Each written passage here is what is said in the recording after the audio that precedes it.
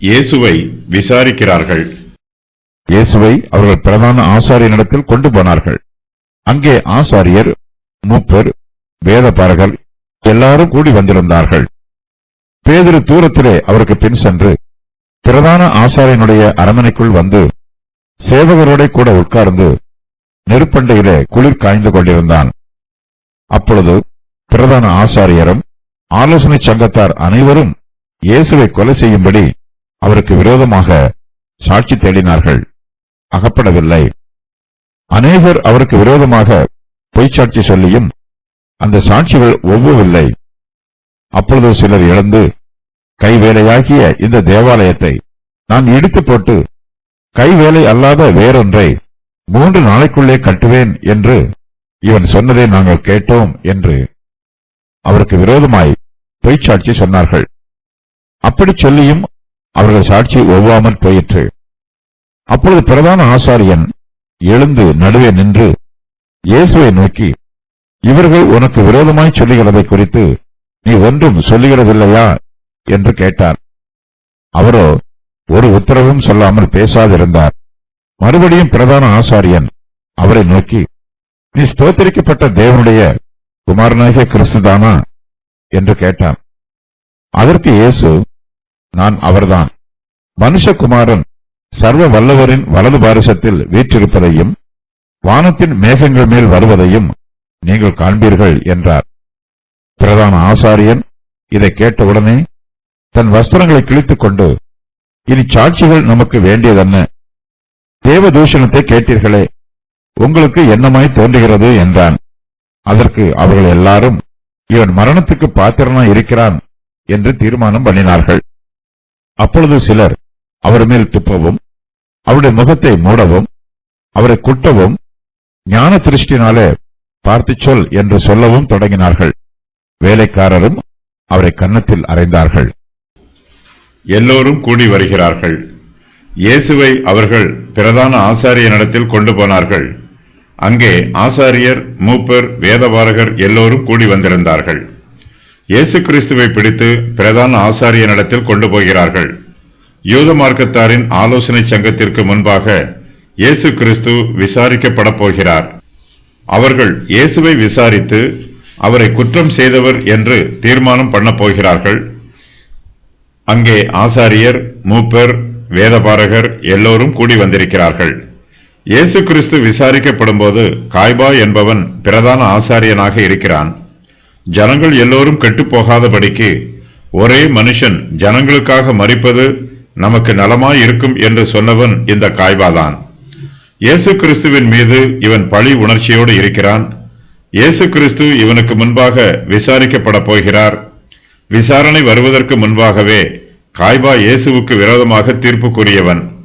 இவனுக்கு முன்பாக விசாரணை நேர்மையாகவும் நீதியாகவும் நடைபெறாது. இயேசு கிறிஸ்துவை இரவு வேளையில் பிடித்து அவரை அவசரமாக பிரதான ஆசாரியனுடைய வீட்டிற்கு கொண்டு வருகிறார்கள். அது நடு இரவு வேளையாக இருந்தாலும் பிரதான ஆசாரியனுடைய வீட்டில் பிரதான ஆசாரியரும், மூப்பர், வேதபாரகர் ஆகியோரும் கூடி வந்திருக்கிறார்கள். இங்கு ரகசியமாக இயேசுவை எதிர்பார்த்து இவர்கள் காத்திருக்கிறார்கள். இயேசுவை பிடிப்பதற்காக தாங்கள் அனுப்பின திரளான ஜனங்கள் அவரை நிச்சயமாகவே பிடித்து வருவார்கள் என்பதில் நம்பிக்கையோடு இருக்கிறார்கள்.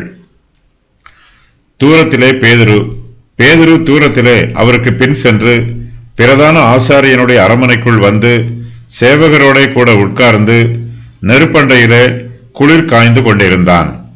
திரளான ஜனங்கள் இயேசுவின் மீது கை போட்டு அவரை பிடிக்கிறார்கள். அப்போது சீஷர்கள் எல்லோரும் அவரை விட்டு ஓடிப்போகிறார்கள். இயேசுவை பிடித்து அவர்கள் அவரை பிரதான ஆசாரியனுடைய அரண்மனைக்கு அழைத்து வருகிறார்கள். அப்போது இயேசுவை விட்டு ஓடிப்போன பேதுரு மறுபடியும் அவரை பின்பற்றி வருகிறான். ஆனால் அவருக்கு அருகாமையில் வராமல் தூரத்திலே அவருக்கு பின் செல்கிறான். பிரதான ஆசாரியனுடைய அரண்மனைக்குள்ளே வந்து அவன் சேவகரோட உட்கார்ந்திருக்கிறான். அவர்கள் இரவு வேளையில் நெருப்பண்டையிலே குளிர் காய்ந்து கொண்டிருக்கிறார்கள். அவர்களோடு பேதுருவும் சேர்ந்து குளிர் காய்கிறான். பேதுருவுக்கு இந்த இடமும் இவர்களுடைய சகவாசமும் நல்லதல்ல. இந்த இடமும் இவர்களும் பேதுருவை சோதனையில் சிக்க வைக்கும் கண்ணியாக இருக்கிறார்கள். பொய்ச்சாட்சி. அப்பொழுது பிரதான ஆசாரியரும் ஆலோசனை சங்கத்தார் அனைவரும் இயேசுவை கொலை செய்யும்படி அவருக்கு விரோதமாக சாட்சி தேடினார்கள், அகப்படவில்லை.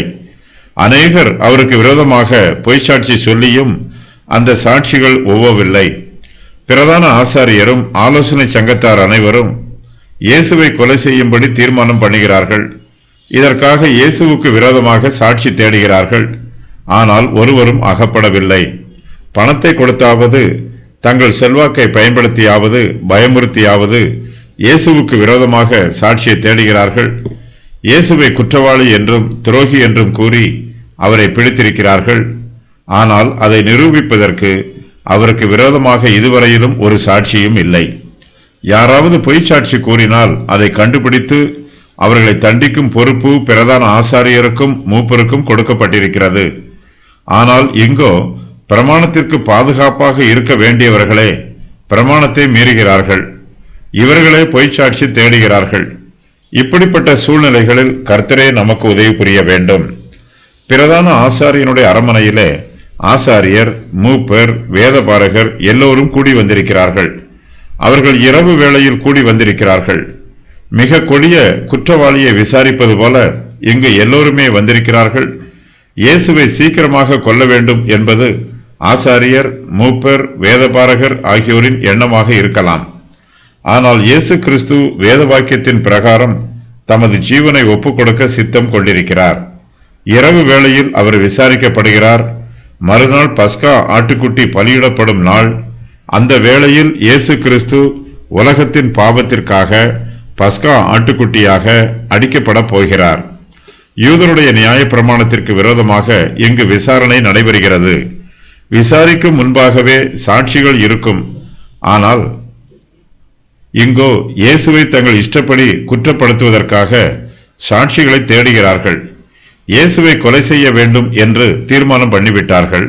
ஆகையினால் ஏதாவது ஒரு வழியில் அவருக்கு விரோதமாக சாட்சி கூறுகிறவர்களை தேடினார்கள். ஆனாலும் ஒருவரும் அகப்படவில்லை. ஒரு பாவமும் அறியாதவர் மனுக்குலத்தில் இயேசு கிறிஸ்து மட்டுமே. அவரை ஆலோசனை சங்கத்தார் பாவியாக தீர்மானம் பண்ணுகிறார்கள். ஒவ்வாத சாட்சி.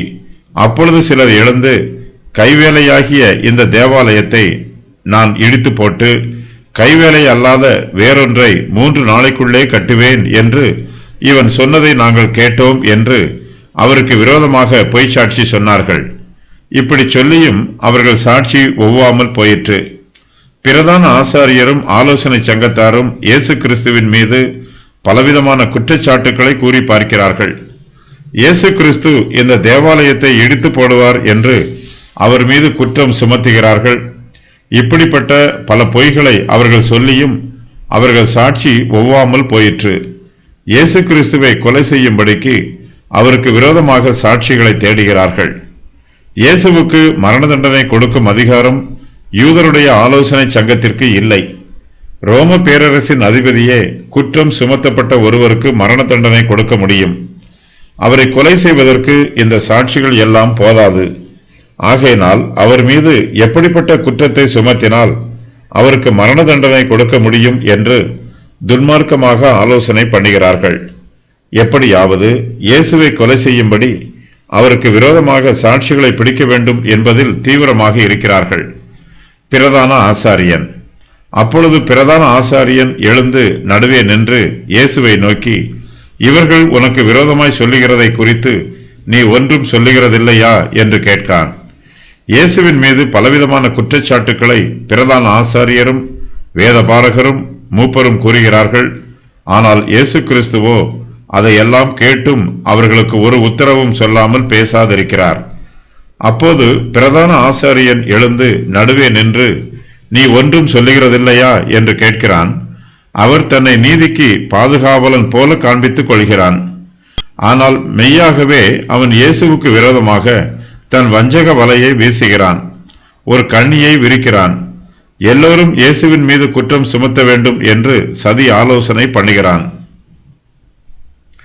பிரதான ஆசாரியன் பெருமையோடு இருக்கிறான். ஆனால் தாழ்மையே உருவான இயேசு கிறிஸ்து அவனுக்கு முன்பாக அமைதியாக நின்று கொண்டிருக்கிறார். பிரதான ஆசாரியனின் கேள்விக்கு அவர் ஒரு உத்தரவும் சொல்லாமல் பேசாதிருக்கிறார். அவரை எப்படியாவது பேச வைக்க வேண்டும் என்றும் அவருடைய பேச்சிலே குற்றம் கண்டுபிடித்து அவரை குற்றப்படுத்த வேண்டும் என்றும் பிரதான ஆசாரியன் சதி பண்ணுகிறான். இதற்கு முன்பு தம்மிடத்தில் விவாதம் பண்ண வந்திருக்கிறவர்களின் வாயடைத்து போகும் விதத்தில் இயேசு கிறிஸ்து உத்தரவு கூறி இருக்கிறார். ஆனால் இப்போதோ அவர் பிரதான ஆசாரியனுக்கு ஒரு உத்தரவும் சொல்லாமல் பேசாதிருக்கிறார். இயேசு கிறிஸ்து அமைதி காப்பது நமக்கெல்லாம் ஒரு முன்மாதிரியாக நியமிக்கப்பட்டிருக்கிறது. நம்மீது பொய்யாக குற்றம் சுமத்தப்படும் போது நாம் அமைதியாக இருக்க வேண்டும். நீடிய பொறுமையினால் நமது அமைதியை காத்துக்கொள்ள வேண்டும். பொதுவான விசாரணையில் பிரதான ஆசாரியன் எழுந்து நடுவே நிற்க மாட்டான். இயேசுவை பிலாத்துவிடம் அனுப்புவதற்கு போதுமான சாட்சிகளை தேடி அவன் எழுந்து நடுவே நிற்கிறான். நான் அவர்தான். அவரோ ஒரு உத்தரவும் சொல்லாமல் பேசாதிருந்தார். மறுபடியும் பிரதான ஆசாரியன் அவரை நோக்கி, நீ ஸ்தோத்திரிக்கப்பட்ட தேவனுடைய குமாரனாகிய கிறிஸ்துதானா என்று கேட்டான். அதற்கு இயேசு, நான் அவர்தான். மனுஷகுமாரன் சர்வ வல்லவரின் வலது பாரசத்தில் வீற்றிருப்பதையும் வானத்தின் மேகங்கள் மேல் வருவதையும் நீங்கள் காண்பீர்கள் என்றார். பிரதான ஆசாரியன் இயேசு கிறிஸ்துவிடம், நீ ஸ்தோத்திரிக்கப்பட்ட தேவனுடைய குமாரனாகிய கிறிஸ்துதானா என்னும் கேள்வியை கேட்டபோது இயேசு கிறிஸ்து அவனுக்கு உத்தரவு சொல்லாமல் பேசாமல் இருக்கவில்லை. அவனுடைய வார்த்தையை இயேசு மறுதலிக்கவும் இல்லை. அவர் உள்ளதை உள்ளபடியே சொல்லுகிறவர். பிரதான ஆசாரியன் இயேசுவை, நீ கிறிஸ்துதானா என்று கேட்டபோது அதற்கு இயேசு, நான் அவர்தான் என்று தெளிவாக பதில் கூறுகிறான். பிரதான ஆசாரியன் இயேசு கிறிஸ்துவை ஸ்தோத்திரிக்கப்பட்ட தேவனுடைய குமாரனாகிய கிறிஸ்துவா என்று கேட்கிறான். இயேசு கிறிஸ்து தம்மை தேவனுடைய குமாரன் என்று நிரூபிக்க வேண்டுமென்றால் அவர் தமது இரண்டாம் வருகையை பற்றியும் இங்கு பேச வேண்டும். அந்த சத்தியத்தையும் இயேசு மறைக்காமல் தெளிவாக இவ்வாறு கூறுகிறார். மனுஷகுமாரன் சர்வ வல்லவரின் வலது பாரிசத்திலே வீற்றிருப்பதை நீங்கள் காண்பீர்கள் என்று அறிவிக்கிறார். மனுஷகுமாரன் இப்போது ஆலோசனை சங்கத்தாருக்கு முன்பாக சாதாரண மனுஷனாக நின்று கொண்டிருக்கிறார். அவர்கள் இயேசுவை ஒரு குற்றவாளியை பார்ப்பது போல பார்க்கிறார்கள். ஆனால் இயேசு சர்வ வல்லவரின் வலது பாரிசத்தில் வீற்றிருப்பதை இதே ஆலோசனை சங்கத்தார் இனிமேல் காணப்போகிறார்கள். இயேசு கிறிஸ்துவின் வார்த்தை ஆலோசனை சங்கத்தாருக்கு பயத்தை உண்டு பண்ணியிருக்க வேண்டும். மனுஷகுமாரன் சர்வ வல்லவரின் வலது பாரிசத்தில் வீற்றிருப்பதை காணும்போது அவர்கள் எல்லோருமே அவரை பார்த்து பணிந்து நடுங்கி தொழுது கொள்வார்கள். இயேசு கிறிஸ்துவின் வார்த்தை குழப்பமில்லாமல் தெளிவாக இருக்கிறது. அவர் அதிகாரம் உள்ளவராக தேவனுடைய ரகசியங்களை அறிவிக்கிறார். அப்போஸ்தலர் பவுல் ரோம பேரரசின் தேசாதிபதியாகிய பேலிக்ஸ் என்பவனுக்கு முன்பாக விசாரிக்கப்பட்டார். அப்போது பவுல் நீதியையும் இச்சை அடக்கத்தையும் இனிவரும் நியாய தீர்ப்பையும் குறித்து பேசுகையில் பேலிக்ஸ் பயமடைந்தான். இயேசு கிறிஸ்து தேவனுடைய ரகசியங்களை பேசிய போது ஆலோசனை சங்கத்தாருக்கு பயம் உண்டாயிற்று.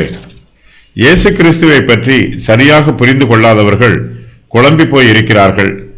அவர் இயேசு மட்டுமா, அல்லது அவர் இயேசு கிறிஸ்துவா, அவர் தேவகுமாரனா அல்லது மனுஷகுமாரனா, இவ்வாறு தங்களுக்குள் பலவிதமான கேள்விகளை கேட்டுக்கொள்கிறார்கள். இயேசு கிறிஸ்து தம்மை கிறிஸ்து என்றும் தேவனுடைய குமாரன் என்றும் வெளிப்படுத்தி இருக்கிறார். ஆனால் சாத்தானும் யூதரும் இயேசு கிறிஸ்துவின் இந்த சாட்சியை பொய்யாக்க முயற்சி பண்ணுகிறார்கள். இயேசு கிறிஸ்து தம்மை தேவகுமாரன் என்று கூறியதை பிதா அங்கீகரிக்கிறார். பிசாசுகளும் இந்த சத்தியத்தை அங்கீகரிக்குமாறு பலவந்தம் பண்ணப்படுகிறார்கள். இயேசுவின் சீஷர்கள் அவரை தேவனுடைய குமாரன் என்று அறிக்கையிட்டார்கள். இயேசுவின் சத்துருக்களோ அந்த சத்தியத்தை எதிர்த்து நிற்கிறார்கள். அவர் உயிர்த்தெழுந்த பின்பு கூட அவரை தேவனுடைய குமாரன் என்று விசுவாசிக்க மறுக்கிறார்கள். யூதர்களில் சிலர் மனம் திரும்பி இயேசுவை கிறிஸ்து என்று அறிக்கையிட்டார்கள். யூதருக்கு யெகோவா என்னும் நாமம் மிகவும் பரிசுத்தமானது. அந்த நாமத்தை உச்சரிப்பதை தவிர்ப்பார்கள். ஆகையினால் அவர்கள் யெகோவா என்று கூறுவதற்கு பதிலாக ஸ்தோத்தரிக்கப்பட்ட தேவன் என்று கூறுகிறார்கள். வஸ்திரங்களை கிழித்து பிரதான ஆசாரியன் இதை கேட்டவுடனே தன் வஸ்திரங்களை கிழித்து கொண்டு, இனி சாட்சிகள் நமக்கு வேண்டியதென்ன? இயேசு கிறிஸ்து தம்மை பற்றி கூறிய வார்த்தைகளை கேட்டு பிரதான ஆசாரியன் அவரை தேவ தூஷணம் சொல்லுகிறவராக குற்றப்படுத்துகிறான். இயேசுவின் வார்த்தையை கேட்டவுடன் அவன் தன் வஸ்திரங்களை கிழித்துக் கொள்கிறான். பழைய ஏற்பாட்டு காலத்தில் சவுல் சாமுவேல் தீர்க்கதரிசியின் சால்வையின் தொங்கலை பிடித்துக் கொண்ட போது அது கிழிந்து போயிற்று. அவரிடத்தில் இருந்த இஸ்ரவேலின் ராஜ்யம் கிழித்து போடப்படும் என்பதற்கு இது அடையாளமாயிற்று. காய்பா தன்னுடைய வஸ்திரத்தை கிழித்துக் கொள்வது அவனுடைய ஆசாரியத்துவமே அவனை விட்டு எடுத்து போடப்படும் என்பதற்கு அடையாளமாயிற்று. இயேசு கிறிஸ்து மரிக்கும்போது தேவாலயத்தின் திரைச்சீலை இரண்டாக கிழிந்தது. அதுவரையிலும் பிரிவினையாக இருந்த நடுச்சுவர் தகர்க்கப்பட்டு அனைத்தும் வெளிப்படையாக பிரசித்தமாவதற்கு அது அடையாளமாயிற்று. மரணத்திற்கு பாத்திரன், தேவதூஷணத்தை கேட்டீர்களே, உங்களுக்கு என்னமாய் தோன்றுகிறது என்றான். அதற்கு அவர்கள் எல்லோரும், இவன் மரணத்துக்கு பாத்திரனாய் இருக்கிறான் என்று தீர்மானம் பண்ணினார்கள்.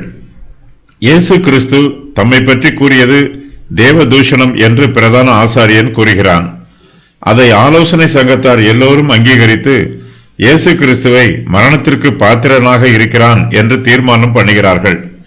ஆலோசனை சங்கத்தில் நீதிக்கும் நியாயத்திற்கும் இடமில்லாமல் போயிற்று. துன்மார்க்கமான பாவ காரியத்தை செய்வதற்கு ஆலோசனை சங்கத்தார் எல்லோரும் ஒன்று கூடி வருகிறார்கள், துப்பவும் குட்டவும்.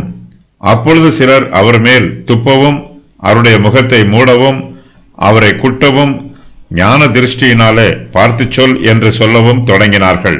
வேலைக்காரரும் அவரை கன்னத்தில் அறைந்தார்கள். இயேசு கிறிஸ்து மரணத்திற்கு பாத்திரமானவர் என்று ஆலோசனை சங்கத்தார் எல்லோரும் தீர்மானம் பண்ணியவுடன் அவருக்கு தண்டனை கொடுக்க ஆரம்பித்து விடுகிறார்கள். அவரை அவமானப்படுத்துகிறார்கள். ஒரு விளையாட்டு பொருளைப் போல அவரை பயன்படுத்துகிறார்கள். ஆலோசனை சங்கத்தில் அங்கத்தினர்களாக இருக்கும் ஆசாரியர்கள் கண்ணியம் மிகுந்தவர்கள். இவர்கள் கூட தங்கள் கண்ணியத்தை விட்டுவிட்டு தங்கள் ஸ்தானத்திற்கு கொடுக்க வேண்டிய அந்தஸ்தை எல்லாம் விட்டுவிட்டு இயேசு கிறிஸ்துவை துப்பவும் அவரை குட்டவும் தொடங்குகிறார்கள். தங்களுடைய வேலைக்காரரோடு சேர்ந்து இயேசு கிறிஸ்துவின் முகத்தை மூடி அவரை குட்டியது யார் என்று ஞான திருஷ்டியினால் சொல்லுமாறு இயேசு கிறிஸ்துவை அவமானப்படுத்துகிறார்கள். இது வேதனை நிறைந்த அவமானம். இதையும் இயேசு கிறிஸ்து நமக்காக தாங்கிக் கொள்கிறார். இயேசு கிறிஸ்து மரணத்திற்கு பாத்திரவானாய் இருக்கிறார் என்று இரவு வேளையில் ஆலோசனை சங்கத்தார் தீர்மானம் பண்ணுகிறார்கள். காலை பொழுது விடியும் வரையிலும் அவர்கள் காத்திருக்க வேண்டும். பொழுதுபோக்குவதற்காக அவர்கள் இயேசு கிறிஸ்துவை அவமானப்படுத்தி துன்பப்படுத்துகிறார்கள். பொழுது விடிந்தவுடனே அவர்கள் இயேசுவை கூட்டிக் கொண்டு போய் பிலாத்துவினிடத்தில் ஒப்புக் கொடுக்க போகிறார்கள். அது வரையிலும் இயேசு கிறிஸ்து அவர்கள் கைகளில் துன்பப்படுகிறார், வேதனையை அனுபவிக்கிறார், அவமானம் அடைகிறார். மேசியா வரவேண்டும் என்று எதிர்பார்க்கிறவர்கள் இப்போது மேசியாவை அவமானப்படுத்துகிறார்கள். மேசியாவை ஆராதிக்க வேண்டியவர்கள் அவரை துன்புறுத்துகிறார்கள். அவருக்கு மரியாதை செலுத்துவதற்கு பதிலாக அவமரியாதை செலுத்துகிறார்கள்.